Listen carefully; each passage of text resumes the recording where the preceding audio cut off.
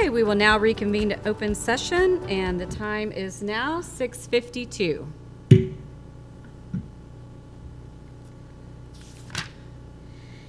Ms. Landrum, will you please introduce our new Falcon family members?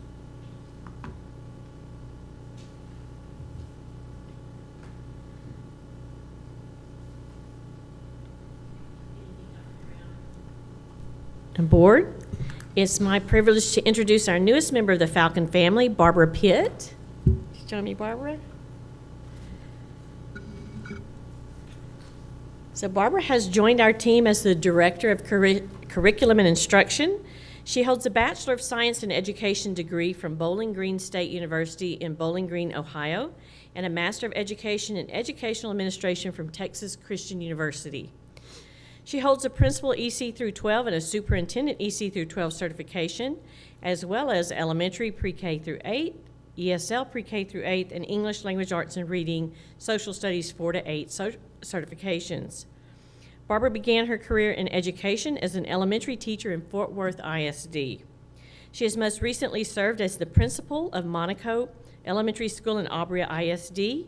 Her administrative experience prior to that includes working as a secondary assistant principal in Plano ISD, campus testing coordinator at Coppell High School, special programs coordinator at Trinity Basin Preparatory, secondary assistant principal at Millsap High School, and assistant principal in Weatherford ISD. Please help me give a warm Falcon welcome to Miss Barbara Pitt.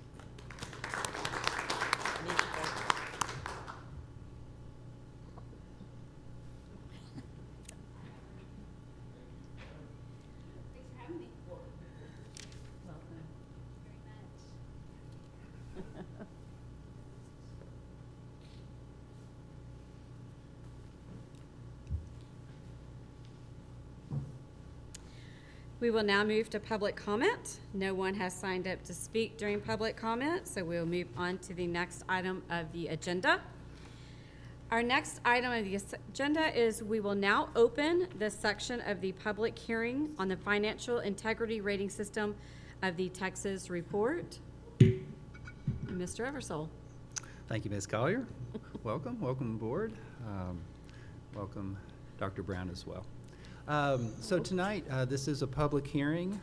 We're going to be reviewing our school's first report this evening. This is something we do annually, typically in November, and so this is required by law, and so this is a public meeting to, again, review the first report.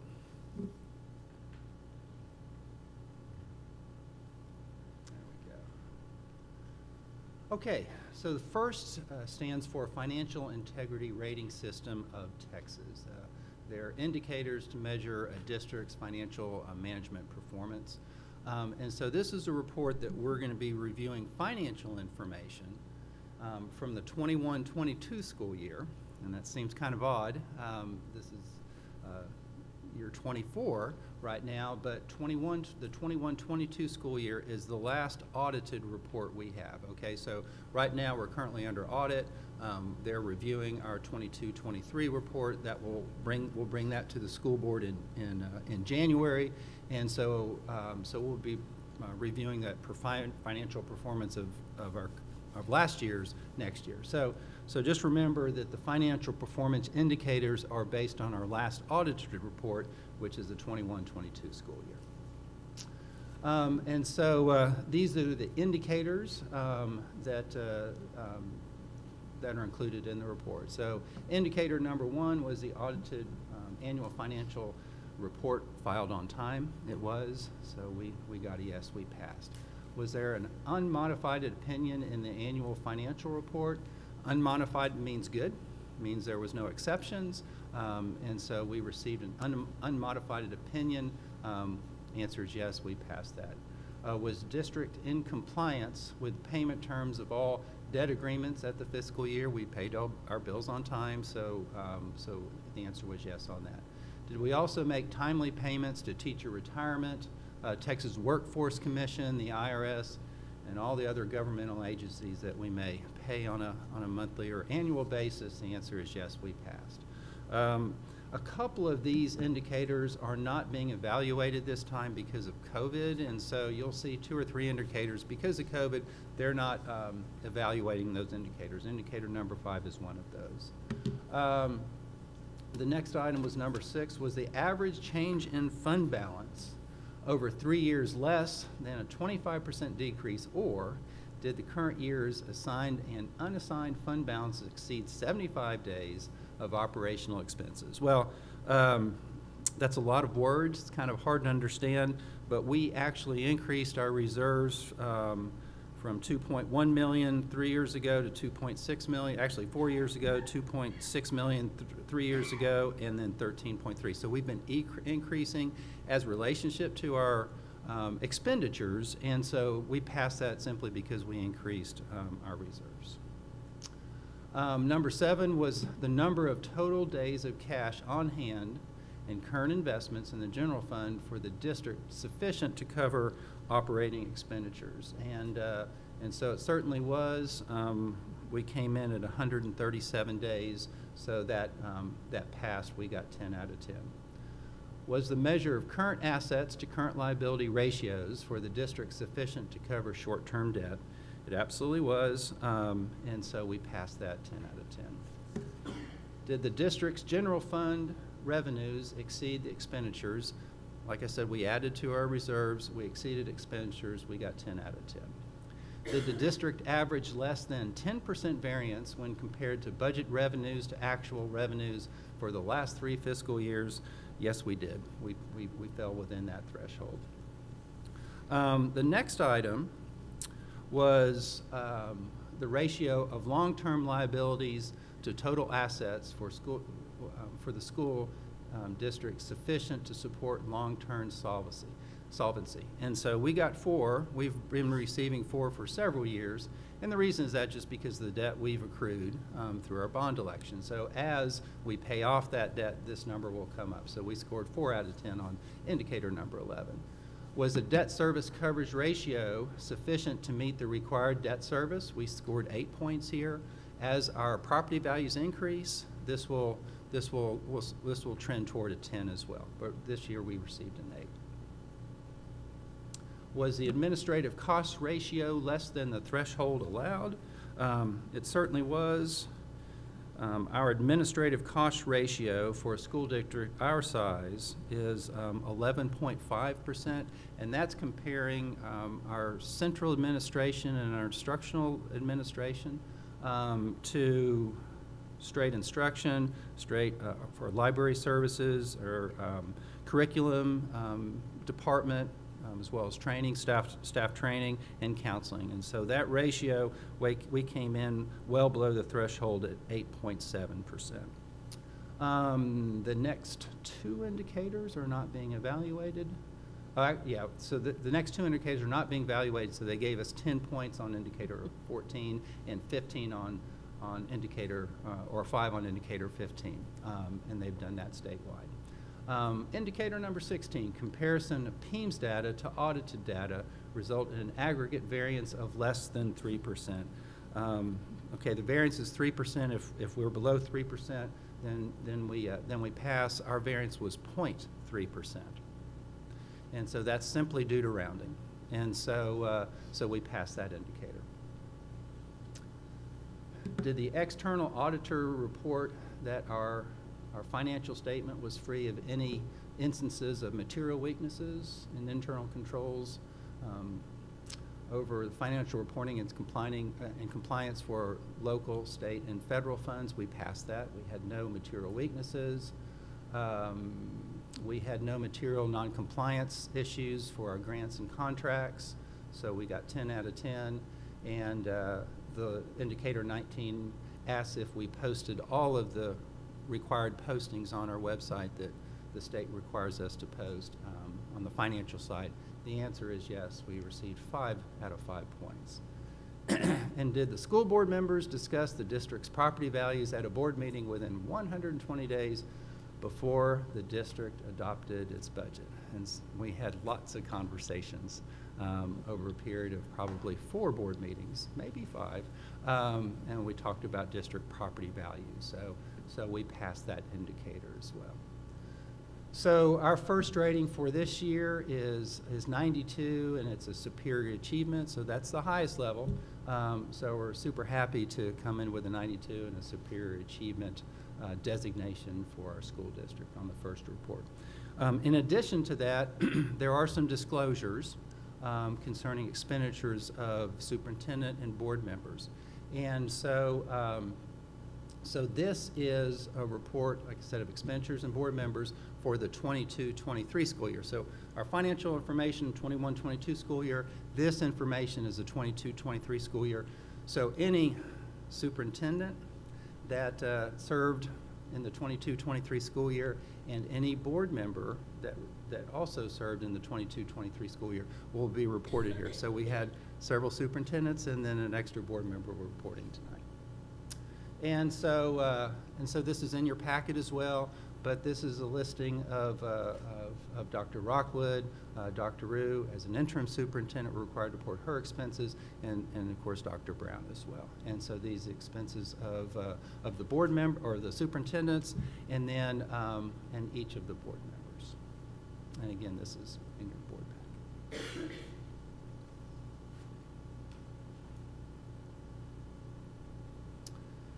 And then another disclosure, the superintendents that served during the 22-23 school year were Dr. Rockwood, Dr. Rue, and currently Dr. Brown.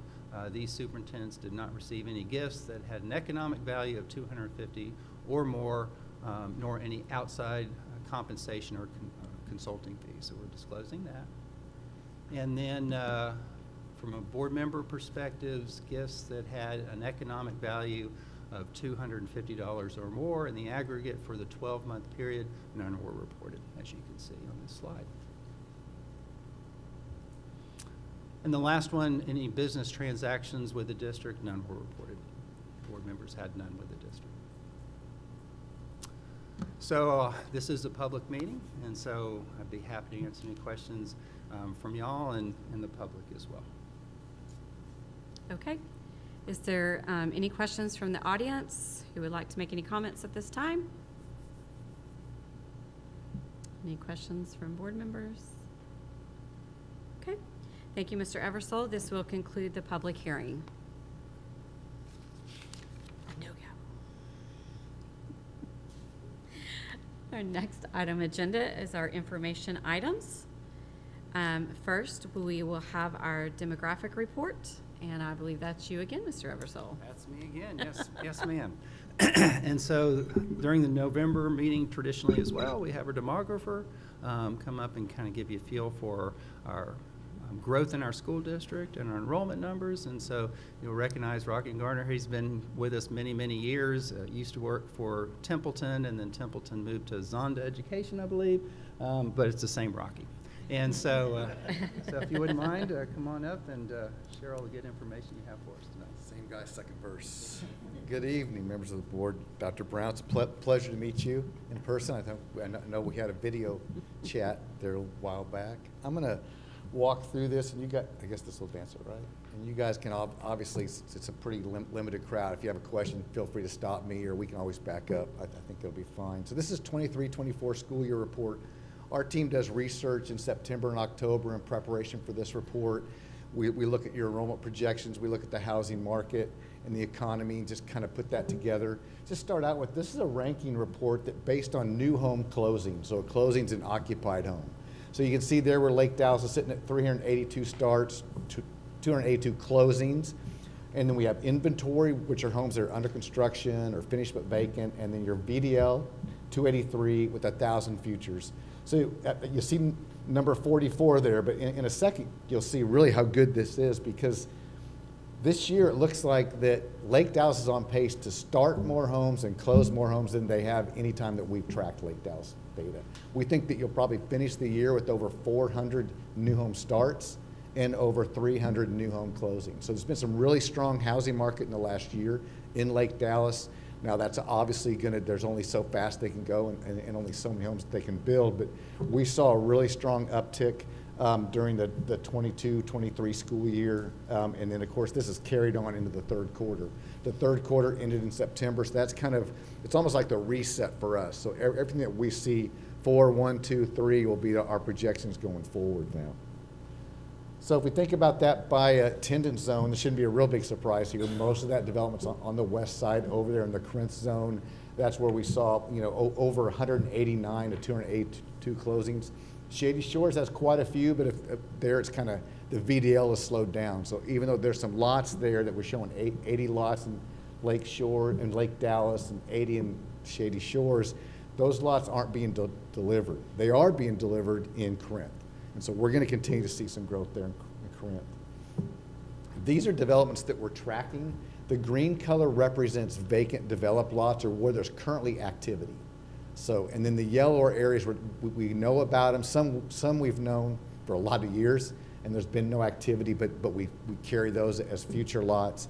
And then where you see the red outlines on those charts there, those red outlines are where we know they're starting to move dirt to deliver lots. So that's groundwork under repair. So when you think about doing 200 to 400 homes per year in Lake Dallas, we got to keep delivering some of those futures. So we've got 200 lots currently under review, and you can see on that previous slide there, I talked about your current VDL being at 283.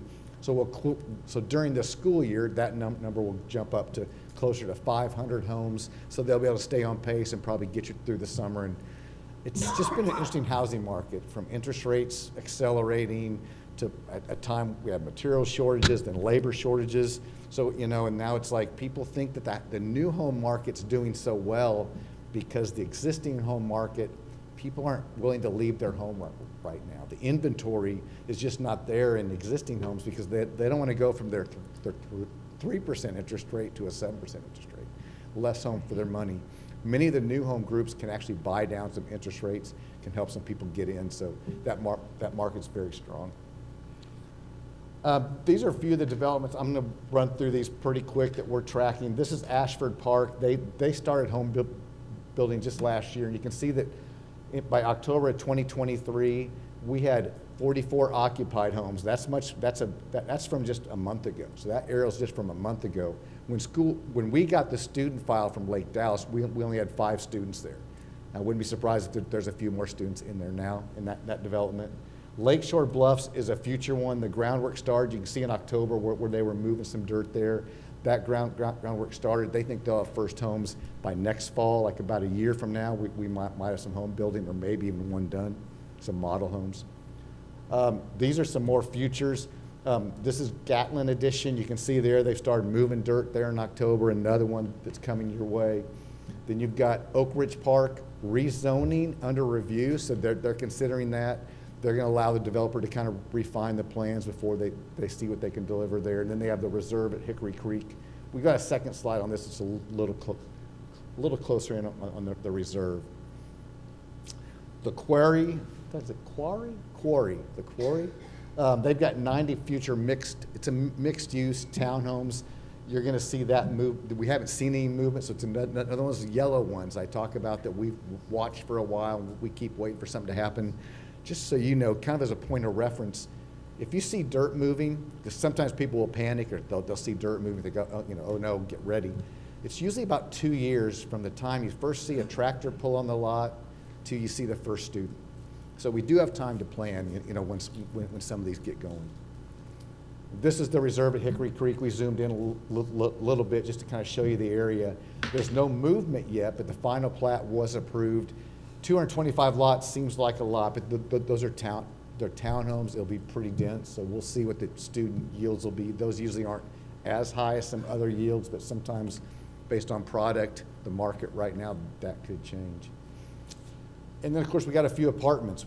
We've got over almost 700 apartments currently under construction. That's the purple area that you see right there.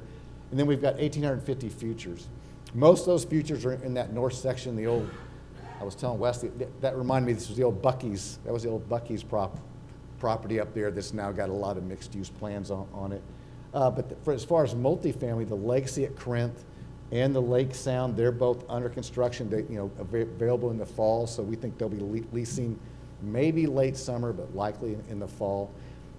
understand that the new apartments that are being built don't yield as high as what they used to. Most of it's because of product. They're building a lot more one-bedroom apartments now, so it's a little bit different. Of course, it's a little more expensive product as well, so they're not going to yield as high as some of the other apartments in Lake Dallas. This is a map of the apartment communities. We also include manufactured housings or mobile home parks as apartments. We do that because it's multiple units on one tract of land. So the real high yield there, the one red one you see on there is a manufactured home or mobile home park. The other ones you can see there, they're right on the freeway. You see that's where your low yields are. Those have been bought. Those are usually a transitional apartment or lifestyle choice. They don't usually yield a lot of students. When I talk about yields, we're talking about students per home. So when you see the top line there is a mobile home yield. So when it says 0.58, think of that as 6 students for every 10 homes. And you can see the same there. Your single family is now sitting at 0.384. Single family yields have been declining for a long time in different areas and for different reasons. That you have a mature population. And I think the east side of right now of your community is a little bit lower yielding than the west side, where all the new housing is. But you've been pretty steady right around 0.4. I don't know if it's going to start ticking up or not. Right now, it's been pretty quiet in Lake Dallas. Then, of course, your apartments, that 0.26, that's a pretty normal yield for an apartment complexes. As these new units come online, these first couple, you'll probably see that drop down. And then when they finally build the larger ones, I could see your overall yield dropping down to about 0.2 overall. But the apartments that currently have students in them are going to continue to have students in them. I think that'll continue to be pretty strong. So with that, we'll talk a little bit about projections. I got to start with talking about where we're at right now. The enrollment report that we have, enrollment was at 3816. We were forecasting it to be about 3867, so the district came in around 50 students under our forecast. That was 1.3%. Little disappointed because I thought we could be a little tighter than that. I like to be under 1%, I guess. That's kind of our goal. And so I'm sorry about that. But what happened is we had 2 things happen. We had the first grade was one of them that we've never had a negative cohort at first grade in Lake Dallas. And the cohorts are the ones you see below. So you see that 0.983. That's first grade's usually over 1 because you get all the private kindergarten students that come into first grade. So it kind of pops up a little bit. But we're now seeing more folks choosing homeschooling. They're not bringing the kids up as fast as would be. Now, I projected for next year for that first grade cohort to be positive again, so I hope no one lets me down here in Lake Dallas. That's kind of my target. But you did have a really strong 12th grade. That was a change. That's point. You went from having a negative cohort to a strong positive cohort at 12th grade. So, again, 3867. Moving forward, we're forecasting next year to see some growth. 38 students, that does not sound like a lot, but what's happening also is that your exiting 12th grade class is about 50 students larger than your entering kindergarten class. So really, when you see that 38, you could add about 50 to it. You're really going to have growth of about 80 students next year. If you look at how many first graders become second graders and second become third, you'll see growth up there in all those grade levels. So that's where that exiting and entering classes, the absolute change comes into play. We think that'll be pretty steady for a couple of years, and then out 5 years, we kind of begin to pick it up a little bit. We think some of those other products are going to come online, and we'll be able to see some long-term growth. By campus, Corinth, you can see we're adding growth in Corinth. We're seeing the most growth, but we're going to also see that trickle then into your middle and high schools as well. And of course, so closings continue to increase. I think it's pretty cool that you guys had a record year. I don't know if anyone else is impressed with that, but I look at numbers a lot, and I guess I'm easily impressed. Groundwork's underway on 200 lots, and I think you're going to be enroll over 3,900 students by 28, 29, and you'll definitely probably exceed 4,000 students within the next 10 years. How's that? Any questions, thoughts, comments? Any questions? Thanks, guys. All right, thank you. Okay, moving on, we'll now hear from Mrs. O'Sullivan on the bilingual ESL program review. Who's doing?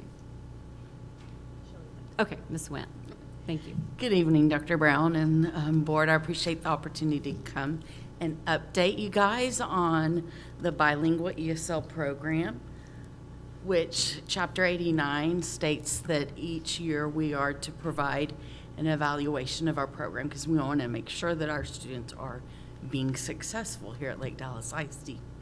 Last year, I don't know if y'all remember, we had 19 languages represented in our district. This year we have grown to 21. I won't test you or quiz you on which languages are the new ones. And this, it's interesting, speaking of enrollment, is our enrollment from last year to this year.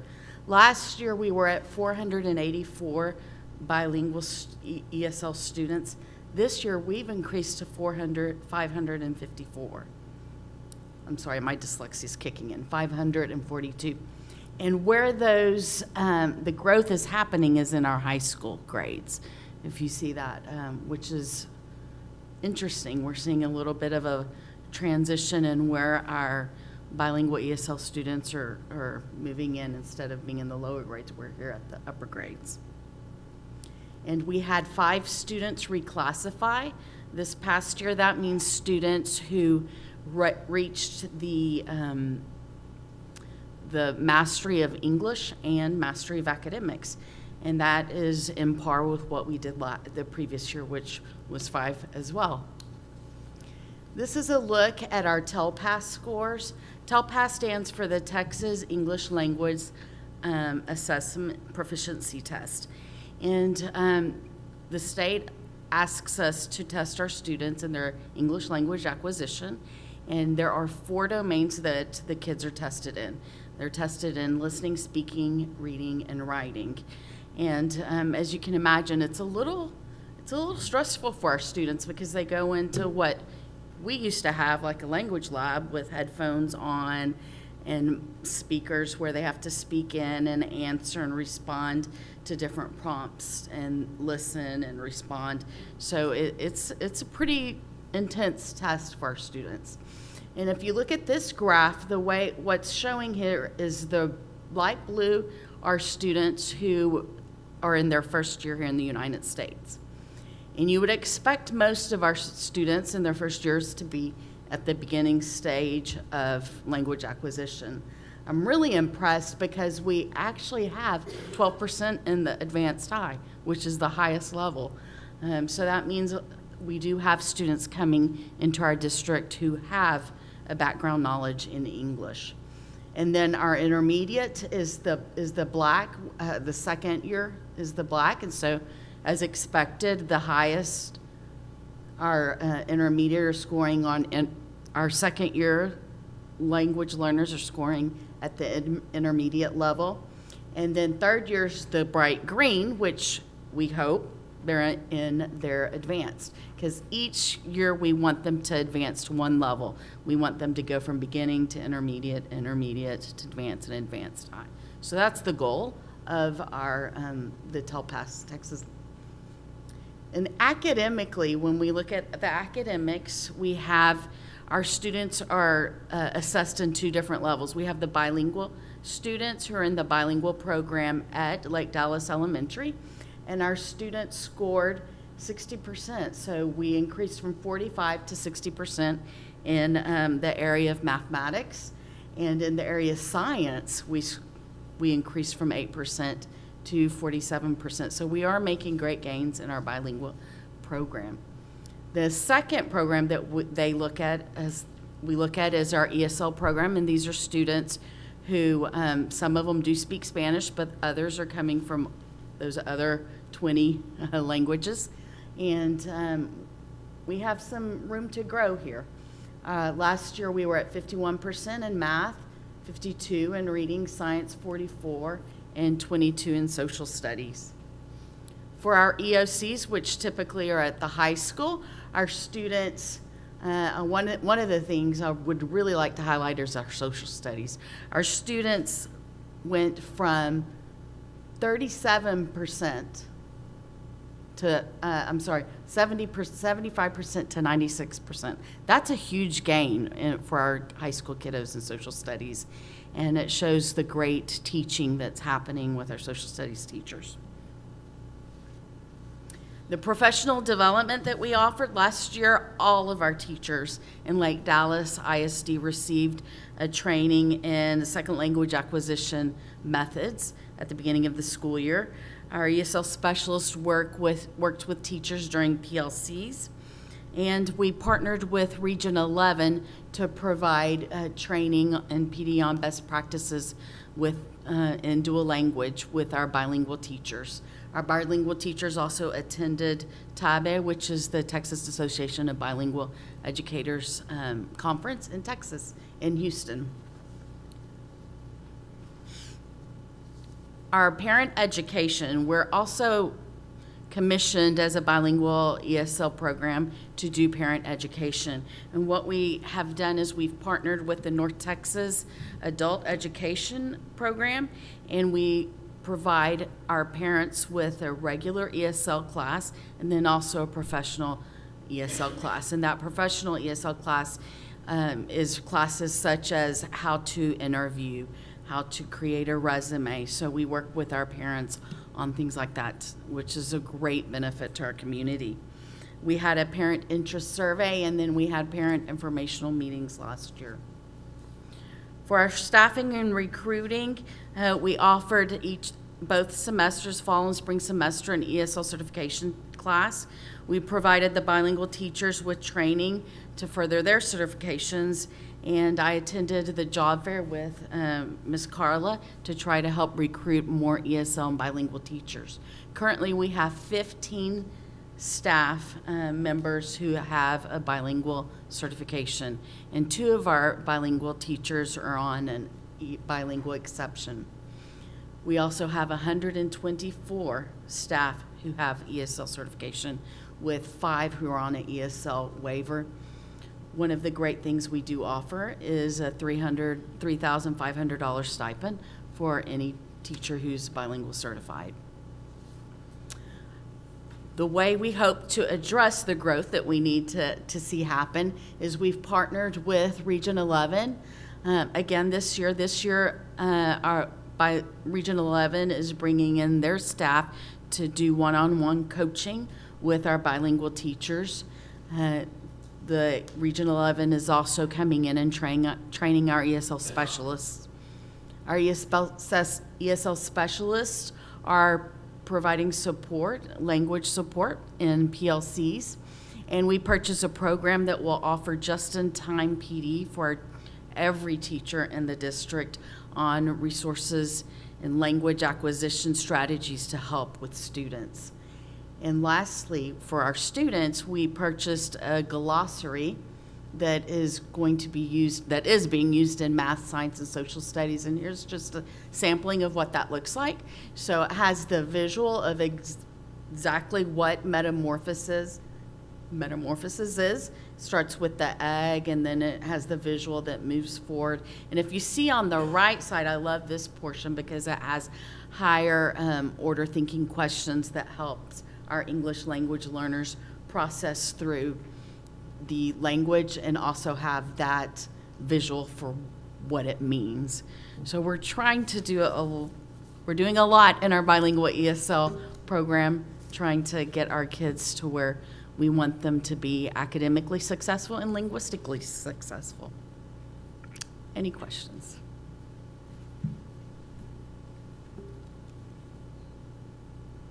Okay, thank you. Thank you. The next item is our consent agenda.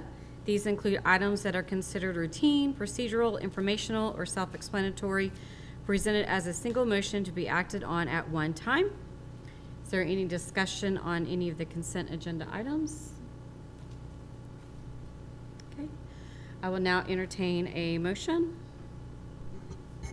I'll make a motion, we approve. Okay, we have a motion from Mr. Baird. Do we have a second? I'll second. A second from Mr. Smith. Do we all in favor? Raise your right hand. And it passes 5-0. Do I have to say all of those? Okay. Thank you for bearing with me. All right, we'll now move to our action items. The first is the consideration approval to cast the votes for Denton County Central Appraisal District and Dr. Brown. Yes, ma'am. In your packet, you have a resolution that I would point out to you. The way this works is you have 75 votes as a board to assign or to cast for any of the people that are on the ballot. That's on the second page of your agenda. So there are 9 candidates. You can assign all 75 to one candidate. You can mix them and say we want to split them evenly. We want to do 10, 10, 10, 10, whatever configuration you would like to. So the first decision you need to make is how are you going to use your 75 votes? And then the second decision, or the second piece is for you to vote. We'll fill this in on the resolution.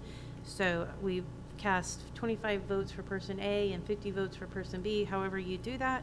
And then we'll take a motion and a second and vote on the actual resolution after you've determined how many votes you want to place where.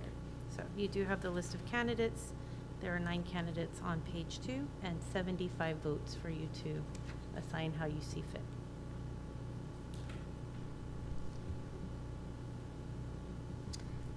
Okay. At this time, I'll entertain a motion, for a recommendation.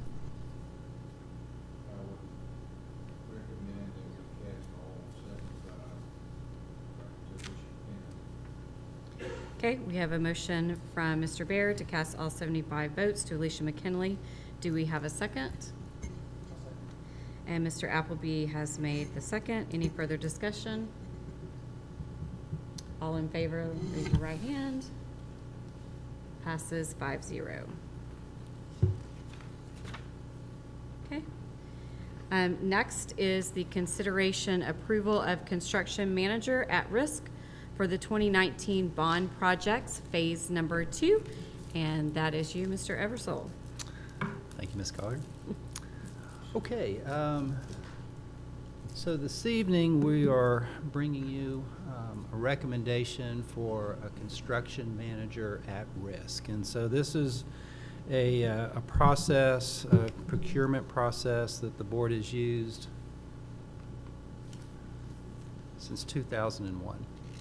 And so this is to hire a construction manager for, as you mentioned, phase 2 of the 2019 bond election. And so we've completed phase 1 for the most part. We're still tweaking a few things out, but it's absolutely substantially complete.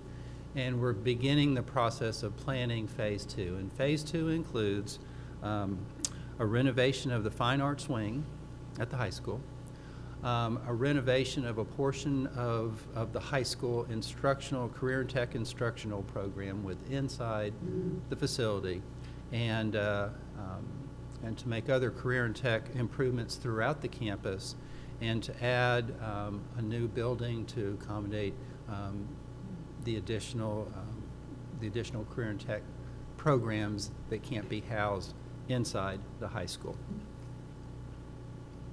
So our agenda this evening is kind of give you a feel for what we've done, the previous work, and what the board has acted on as far as procurement methods. We've talked about a little bit the selection criteria, the fee tabulation, the ranking, and then we're gonna recommend a construction manager tonight to the board.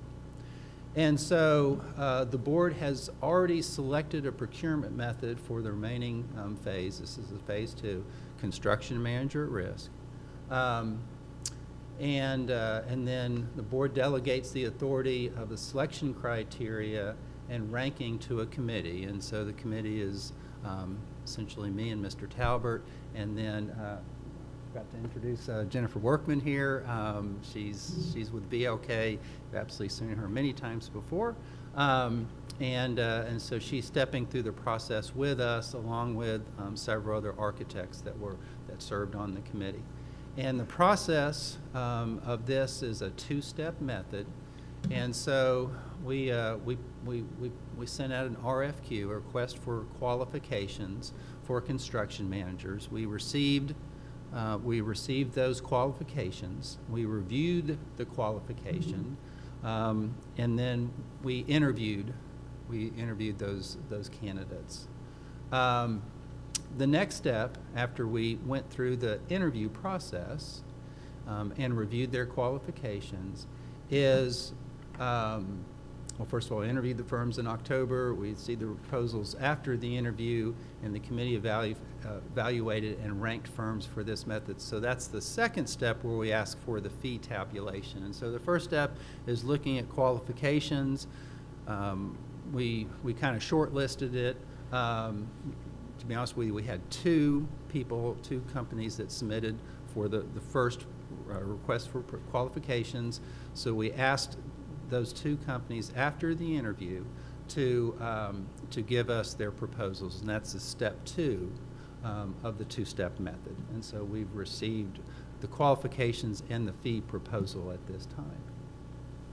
And so this was the selection criteria that we used, and it's included in your board packet. I believe this is the same selection criteria that we've used in past CMAR, which included the purchase price, the reputation, the quality of services, the experience in the school business as far as construction management at risk, warranty work, project closeout. So that's all the documents that we receive after the project has been completed, and then we look at the project team. And so each one of the firms is proposing a specific project team that were part of the interview process. So that'd be the job superintendent, the project manager, some of the back of the house, the estimators, and that type of thing. And so it's quite an operation. And so all those people were at the individual interviews for their respective companies. But that's the selection criteria that we've used. And so as far as the fee tabulation goes, we had two companies give us proposals, Balfour Beatty and Crossland Construction. They gave us each a flat amount for pre-construction services. And so in the engagement of a construction manager, one of the first steps in the process is they look over our plans, and the plans are incomplete right now, but we're working on plans. And so as the plans are being developed by the architect, the construction manager's on board to look at those plans, to help price it out, to give us suggestions concerning maybe constructability of certain areas of the building, give us a feel for the time frame that they feel it would take to construct that particular project. They will also look at value engineering, and so they may say, hey, if you build it this way, you may save a little money and you won't skimp on quality, that type of thing. And so it's a pretty big process and a very important process at the beginning of the architects and the design of the building. And then there's a contractor's fee, and so that's based on the amount of construction. And so whatever that guaranteed maximum price is, and actually it gets adjusted to the amount that we actually pay. So the guaranteed maximum price is something that we'll bring to the board for the first phase in February, and that will be the guaranteed price that the contractor cannot exceed.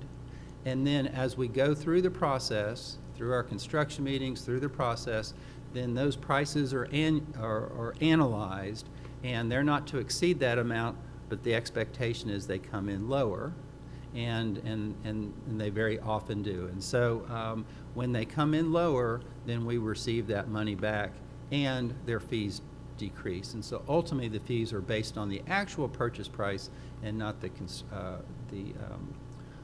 guaranteed maximum price. And then the general conditions are the cost of if we went over the estimated time. And I think we've estimated 16 months? Okay, 16 months. And so the hope is that we start construction for the first part of the second phase this summer, and we'll go into detail later about what we're proposing.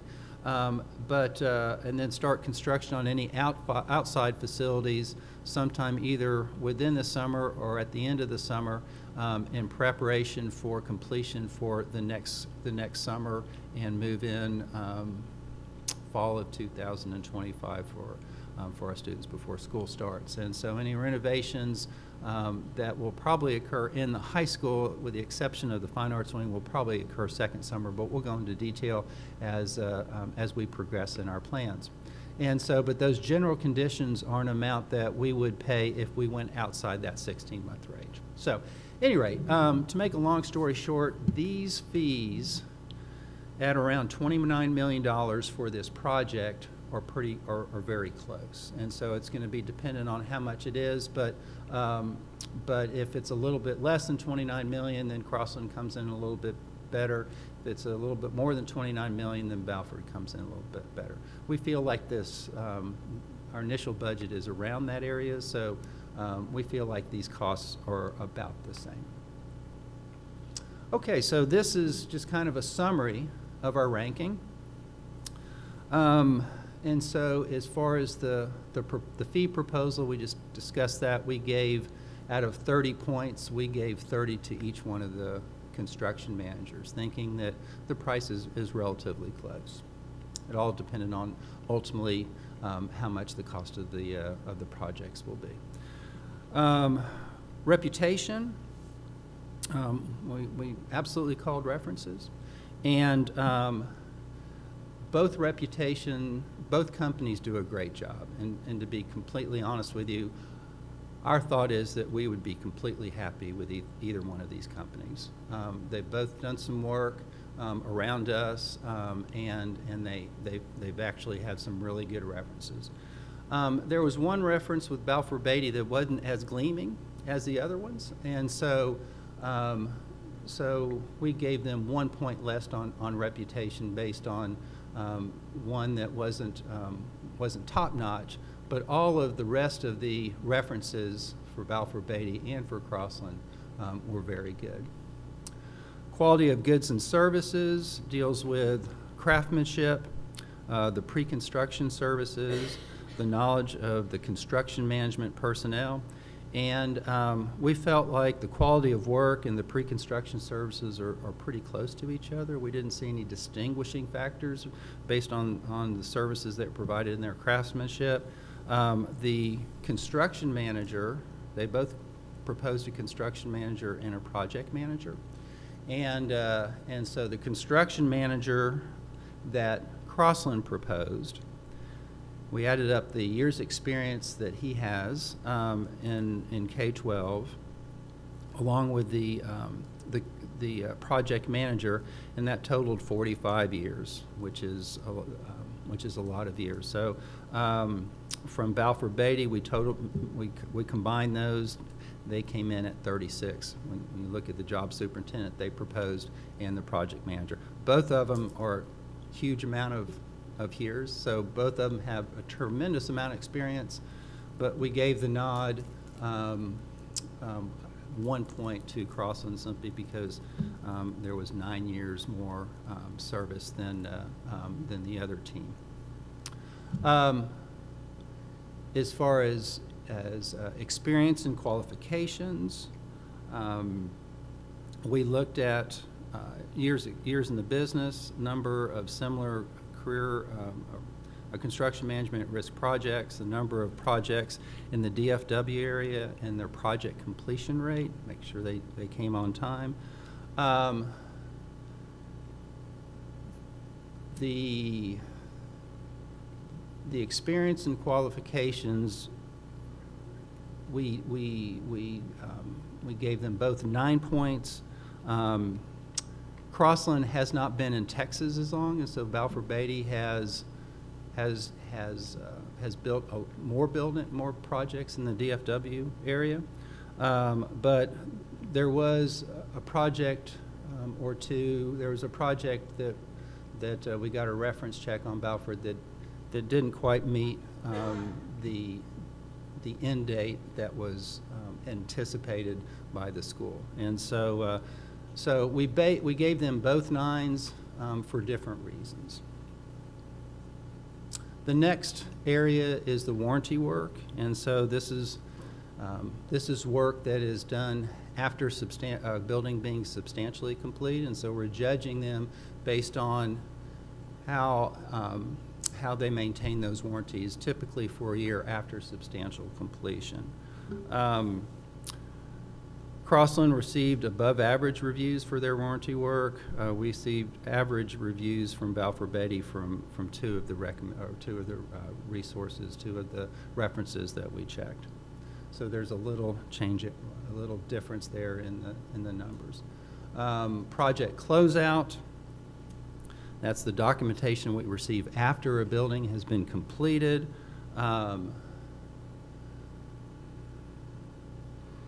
So we look at the project closeout and look at the number of days after the project is completed in which that the project information is submitted to the district. And in the references we checked, Crossland did a little bit better in the timing of their closeout documentation than did Balfour Beatty.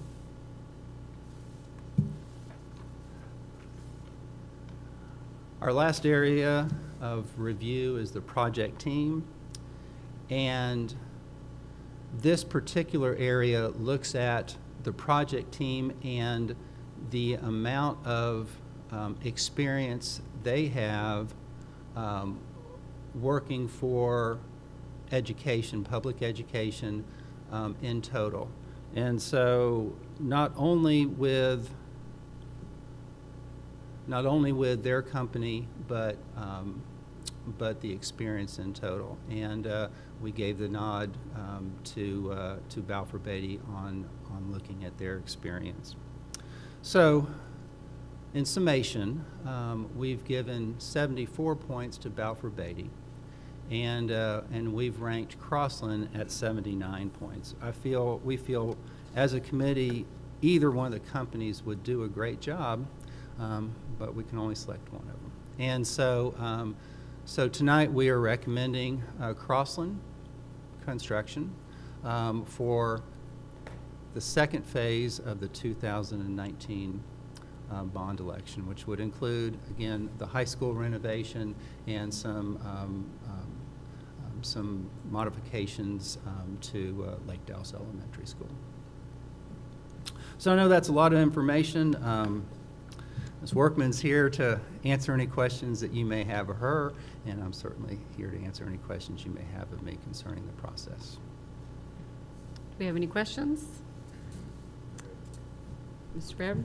Is it premature to, at this point, to discuss the projects themselves?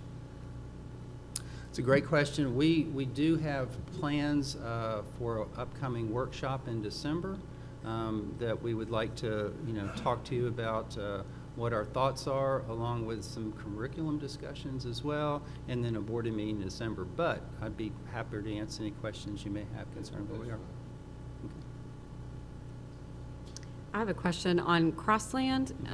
Do we have anywhere near us that they are working on or have built recently? So they're working Do we know? pretty heavily in Frisco right now, and they're finishing up a career and tech building in Frisco. Okay. And so Frisco gave them very high marks. Melissa as well, Quinlan, in Quinlan. yeah. And so they all gave them high marks. Okay. Thank you. Mhm. Any other questions? Okay. At this time, I will entertain a motion.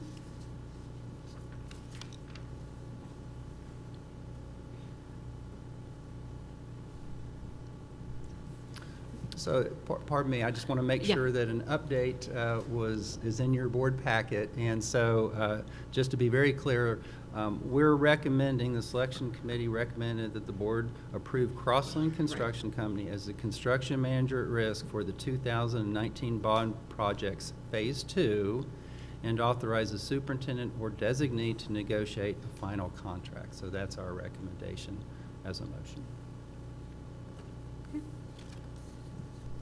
You can make a motion to approve as recommended. Yeah, since you just read it. Yes. Okay, do I have a motion? Okay, we have a motion by Mr. Appleby. Do I have a second? I'll second. A second by Mr. Baird. Any further discussion?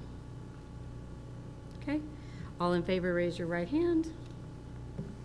And it approves 5-0. Thank you. Okay, our next action item is the consideration approval of the Lake Dallas ISD Good Cause Exemption and establishing alternative standards resolution. Dr. Brown? Yes, ma'am. In your packet, you have attached a resolution to approve for a good cause exception for the current safety requirements. As you know, we've been working very closely with the cities. Both cities and their police departments have done an exceptional job of trying to find solutions to the state requirements for providing SROs. However, we are looking for alternates to ensure that we have continuous coverage that the state requires. And so we're requesting that the board approve the resolution that would allow for the school district to expand the current program for SROs and look at a possibility of adding school marshals as well as guardians if that's the direction that the safety committee recommends. Any discussion? Any discussion? You can make a motion. You can take a vote because you have a quorum present. Yes. If you want to wait, you can also wait. It's up to you. Okay. Do I have a motion to approve the Lake Dallas ISD Good Cause Exemption and establishing alternative standards resolution? I'll make a motion to approve as presented. Okay. Motion by Mr. Smith. Do we have a second? Second by Ms. McKinley. Is there any further discussion? All in favor, raise your right hand. Passes 5-0. Okay. The next item, action item, is a consideration approval of the resolution regarding the fourth special session of the 88th legislature. I am excited to put this out there to make a stand for public education, to send a message to those in Austin that we are for public education and we are against ESAs or vouchers. This goes along with our legislative priorities that we passed earlier this year. So I will read this resolution if I can see it. Do you have paper? Oh, okay. Thank you.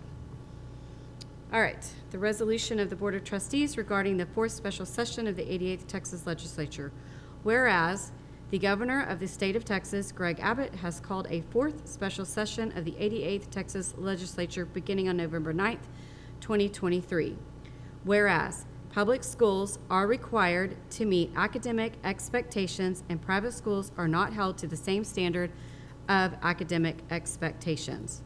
Whereas public schools provide specialized services including, but not limited to, students identified for gifted and talented, emergent bilingual, or special education services in order to meet individual learner needs. Private schools are not required to provide differentiated supports.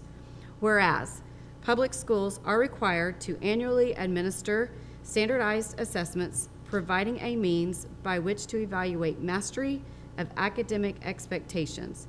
Private schools are not required to meet the same consistent, rigorous academic expectations as public schools, nor are they required to administer standardized measures of student achievement and growth. As a result, data comparisons between private and public schools or between private schools cannot be validated with integrity, nor can the academic performance of private schools be evaluated with fidelity. Whereas public schools are required to report results to the public regarding performance on finances, standardized assessments, graduation rates, or other performance measures by student groups. Public schools are annually evaluated in these areas based upon consistent statewide methods, making comparisons between and among public schools and districts valid. Private schools are not required to report results to the public regarding performance in these areas. Therefore, in the absence of these evaluation processes on a consistent basis with private schools, performance between private and public schools or between different private schools cannot be compared. Whereas parental choice already exists in Texas via public school districts, charter schools, home schools, virtual schools, and private schools. Whereas the state of Texas received more than $30 billion surplus revenue this biennium.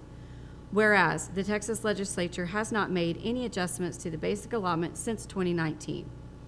Whereas local school districts are facing historic levels of inflation of 17% and would need a $900 increase in the basic allotment to address inflationary costs alone. Whereas local school districts are facing a statewide and nationwide teacher and staff shortage, requiring competitive compensation for teachers and staff. Whereas the Lake Dallas Independent School District adopted a $211,000 deficit to sustain pay increases for staff and rising non-personnel costs associated with inflation. Whereas the Texas Education Code requires certain independent school districts to send a portion of their collected tax revenue back to the state for redistribution to other independent school districts around the state.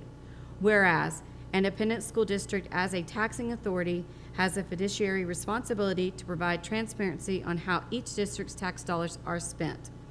Whereas the Lake Dallas Independent School District Board of Trustees adopted its 88th legislative session priorities on September 18th, 2023, focused on school funding, learning and instruction, safety and security, and recruiting and retaining teachers and staff. Now, therefore, be it resolved that the Lake Dallas Independent School District Board of Trustees calls it on the Texas Legislature to 1. Reject any diversion of public dollars designated from the state budget for public education in the form of education savings accounts, tax credits, or vouchers to private entities who are not required to comply with the Texas Education Code provisions for academic expectations, transparency, and accountability. Number 2, increase the basic allotment and establish an ongoing inflation factor to address crippling inflation, support future needs for our public schools, and address unfunded mandates placed on Texas public schools. Number 3, compel the Texas Comptroller of Public Accounts to the TEA and the TEA to publicly report the amount of funds collected in recapture and how those funds are directly spent in meeting the goal of wealth equalization.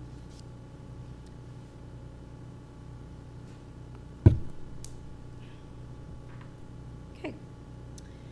Do I have a motion to approve the resolution regarding the fourth special session of the 88th legislature? I'll make a motion to approve and adopt the resolution regarding the fourth special session of the 88th legislature. Okay, we have a motion by Mr. Smith. Do we have a second? Second by Ms. McKinley. Do we have any further discussion? Okay, all in favor, raise your right hand. And it passes 5-0. Thank you. The next item is upcoming calendar announcements and information. Dr. Brown. Yes, ma'am, you have attached a schedule of events starting this week and taking you through December the 18th. I'd like to point out Falcon Insider Session 3 is scheduled for December the 5th, as well as the first annual Parent Education Night at Lake Dallas Middle School. That is a district-wide event, and that will take place at 6 p.m. that night. And then you can see throughout all of our campus activities that are going on through November, December, going to be a very busy few weeks before the Christmas break. Okay.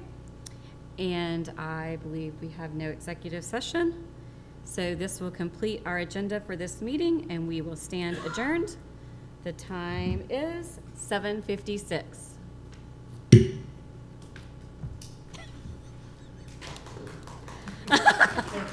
Thank you.